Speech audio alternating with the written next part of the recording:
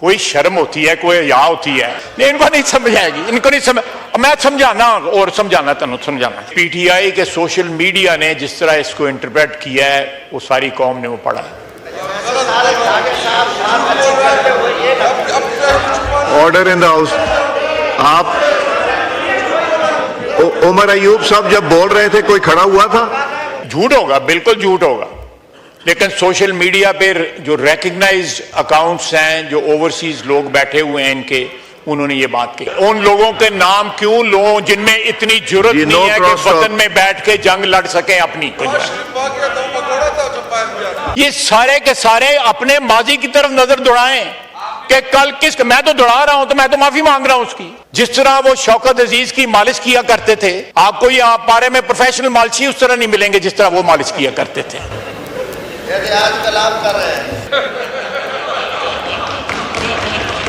मैं इनका भी जवाब दे सकता हूं, लेकिन वो गल बहुत वध जाएगी फिर जड़िएगी। अगर क्या ही अच्छा हो, जिस तरह आपने रवायात की भी बात की है, कानून के जो सोर्सेज हैं सारी दुनिया में, कई सदियों से उन सोर्सेज में रवायात जो है ना एक बहुत बड़ा सोर्स है। वो बार्ड लॉ हैं, वकील हैं, वो मुझसे बेहतर जानते होंगे। इस तरह लेजिस्लेशन एक सोर्स है, कस्टम सोर्स हैं, इसी तरह रवायात भी सोर्स हैं। इस तरह की जो please order in the house.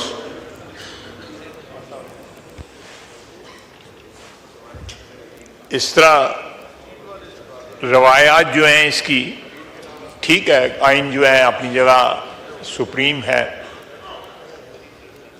उसके बाद जो है कानून जो हैं उनकी भी एक अपनी सेंक्टिटी है, लेकिन ट्रेडिशंस जो हैं तमाम दुनिया की पार्लियामेंट्स में, उनकी भी एक सेंक्टिटी है और उनको बड़े तकद्दस के साथ जो है फॉलो किया जाता है।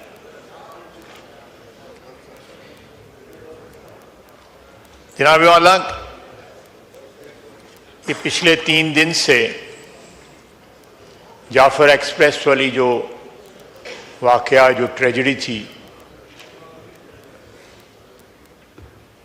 वो जिस तरह अनफोल्ड हुई और जिस तरह उसका इख्तिताम अल्हम्दुलिल्लाह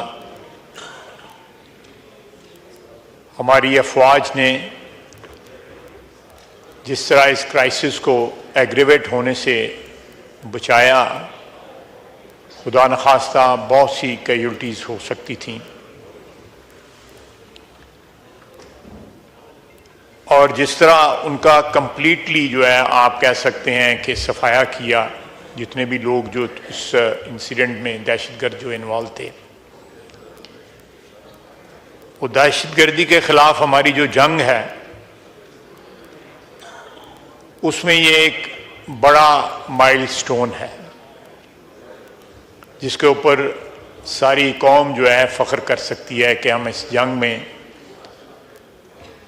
अगर इसी तरह टोटल कमिटमेंट के साथ पूरी कौम जो है अपनी अफवाज के साथ खड़ी रहे तो कोई शक नहीं है कि हम इस जंग में फातेह होंगे।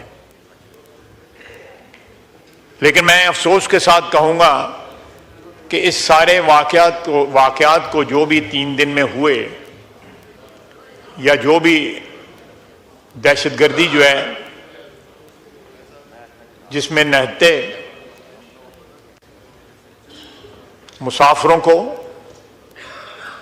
और उसमें कौमियत या सूबाई ताल्लुक़ की बुनियाद के ऊपर जिस तरह मुसाफिरों को अलहदा किया गया, उससे ज़्यादा अफसोसनाक बात यह है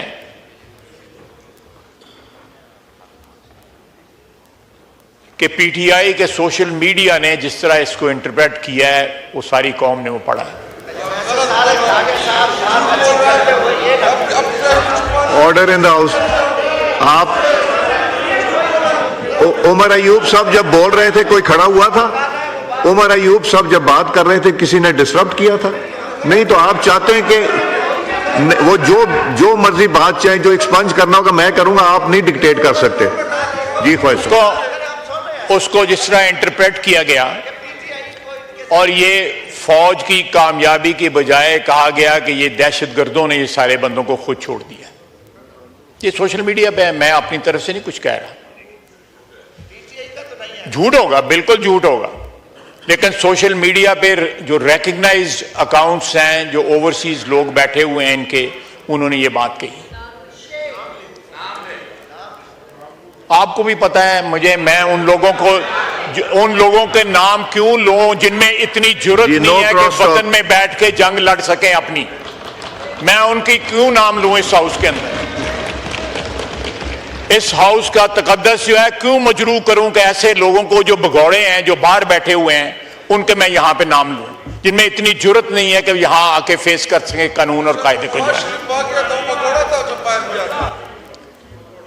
देखिए, कल हमें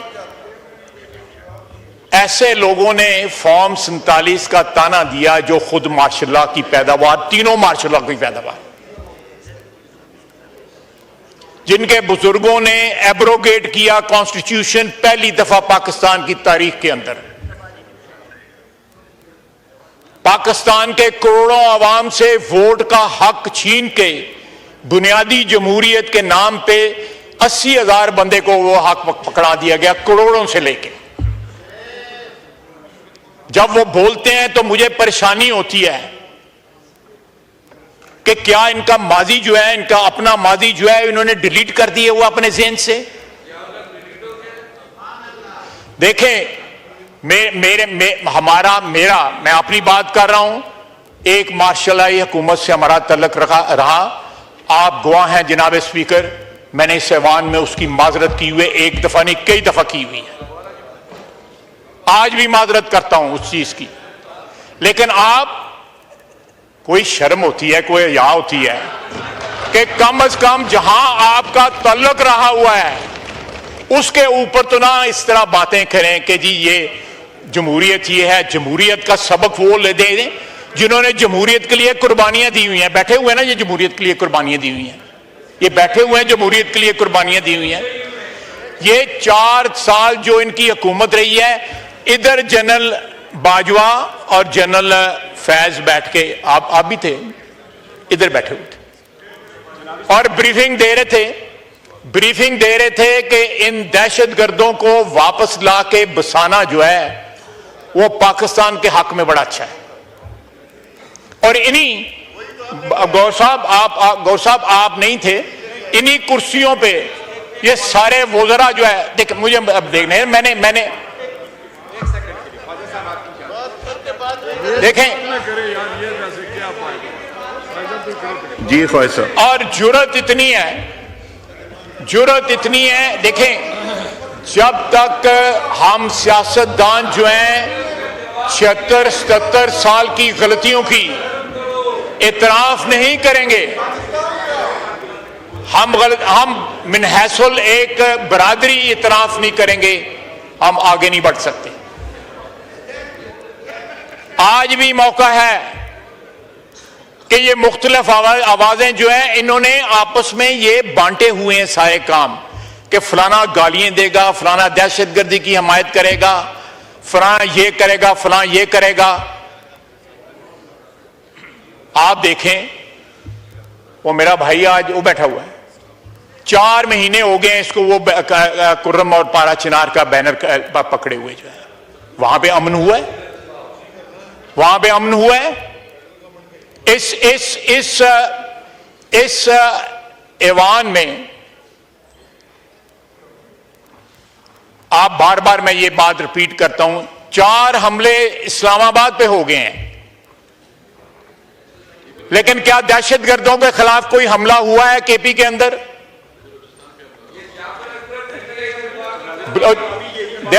खड़ा है ना सरफराज बुगटी, खड़ा है ना सरफराज बुगटी, खड़ा है ना वहां पे। नहीं, दहशतगर्दों के आगे जो है सीना तान के खड़ा है ना, बगैर किसी इबहाम के बयान देता है ना उनके खिलाफ। ये तो बयान देने से डरते हैं दहशतगर्दों के खिलाफ। ये यहां तारीफें हो रही थी, यहां ये मेरे सामने जो फर्श है इसके ऊपर तारीफें हो रही थी कि दहशतगर्द आएगा और वो क्या हो जाएगा, दूध और शहद की नहरें जो है केपी में बहनी शुरू हो जाएंगी। वो कौन थे मुस्लिम खान और महमूद खान? वो बुचर ऑफ स्वाद जो है वो कौन था जिसको लाके यहां पे बसाया गया? आज दहशतगर्दी की आप मुझे बताएं जनाब वाला, मैं 80 की दहाई में मार्शला की हुकूमत रही, मैं उसमें बात करता हूं, हमारी वाबस्तगी रही, हमारी पार्टी की भी, अफराद की भी, मेरी भी, मुझे उस पर बात करते हुए नदामत होती है। इनको पूछें कि सारी की सारी पार्टी जो है, चंद अफराद हैं, गौर साहब भी वो भी हिजरत करके आए हुए हैं इस पार्टी में, ये सारे के सारे अपने माजी की तरफ नजर दौड़ाएं कि कल किस, मैं तो दौड़ा रहा हूं तो मैं तो माफी मांग रहा हूं उसकी। आप देखें, आप नहीं करने दें, करने कोई फर्क नहीं पैदा, चलन दें। अगर इधर से कोई बात करेगा वो भी बात नहीं करने देंगे। ये बड़ा एक इंपॉर्टेंट इशू है। नहीं, आप तशरीफ नहीं, आपको नहीं दूंगा। देखें, वो बात जो कर रहे हैं मेरा बरखुरदार है, भाई है, इधर ही ये जनरल मुशर्रफ के साथ भी बैठे हुए थे। ये जनरल मुशर्रफ आपको नहीं समझ आएगी, आपको नहीं समझ आएगी, आपको वाकई नहीं समझ आएगी। ये भी रूल की खिलाफ वर्दी है गौर साहब। ये दिखाना, बैनर उठाना, ये भी रूल की, जब उमर अयूब साहब को ये रूल भी पढ़ा दीजिएगा। जी बात करें ख्वाहिश साहब बात करें। कर लें बात। नहीं ख्वाहिश साहब मैंने नहीं देना, आप बात चलें, ठीक है जनाब। देखें, कल हमने एक आवाज जो है इन बेंचों से नहीं उठी जब लीडर ऑफ ऑपोजिशन तकरीर कर रहे थे। उन्होंने हमारी क़यादत को, प्रेसिडेंट ऑफ पाकिस्तान को, सबको अटैक किया। प्रेसिडेंशियल एड्रेस में या बजट की तकरीरों में इस किस्म की बातें होती हैं और अलाउ भी की जाती हैं। अगर आज मैं उन चीजों का जवाब दे रहा हूं तो कोई थोड़ी सब्र कर लें। मैं आप शर्म और या नहीं कहूंगा, मैं कहूँ सब्र कर लें थोड़ा सा। जनाब स्पीकर,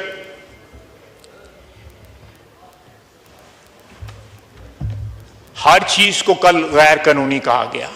आपको भी गैर कानूनी कहा गया, वजीर आजम को भी गैर कानूनी कहा गया, प्रेसिडेंट को भी गैर कानूनी कहा गया।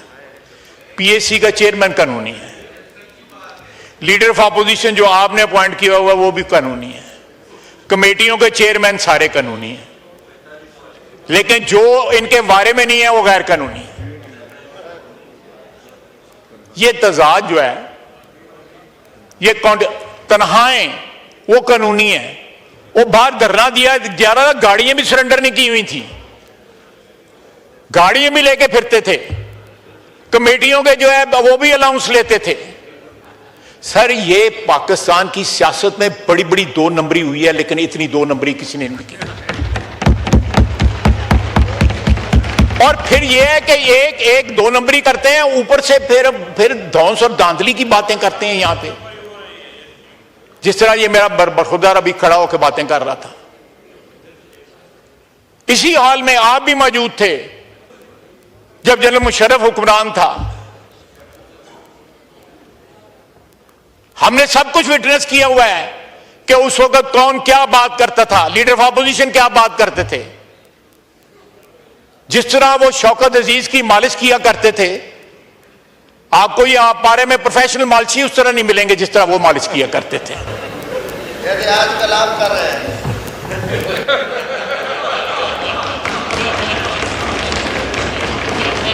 मैं इनका भी जवाब दे सकता हूं, लेकिन गल बहुत वजह दी फिर जड़ी है, मैं इनका भी जवाब दे सकता हूं। ना दे, मैं समझ गया क्या कहना चाह रहे हैं। जनाब स्पीकर, एक शेर अफजल मरवतुद्दीन से सांभा गया और शेर अफजल मरवतुद्दीन नहीं सांभ सके जड़ा गए।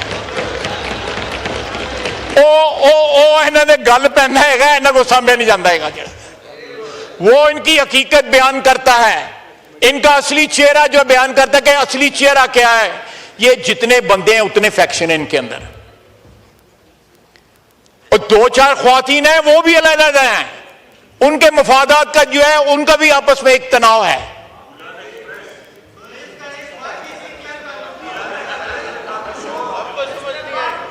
नहीं, इनको नहीं समझ आएगी, इनको नहीं समझ, मैं समझाना और समझाना, तेन समझाना चाहिए।